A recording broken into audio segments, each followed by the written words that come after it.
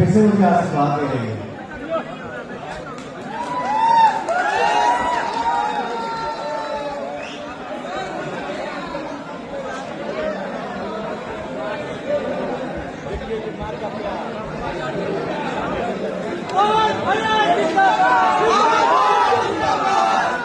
मैं ये बात बोलता हूं, दुनिया के किसी भी कोने में पवन खड़ा रहता है, यही बोलता है आप सबका प्यार, आप सबका आशीर्वाद, आप सभी का साथ जिंदाबाद।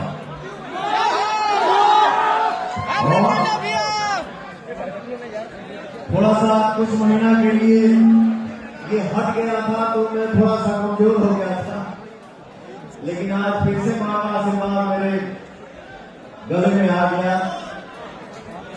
दुनिया का कोई भी कुछ नहीं आ सकता।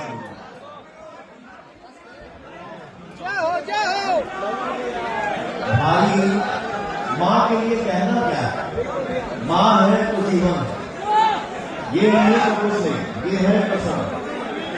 Love you.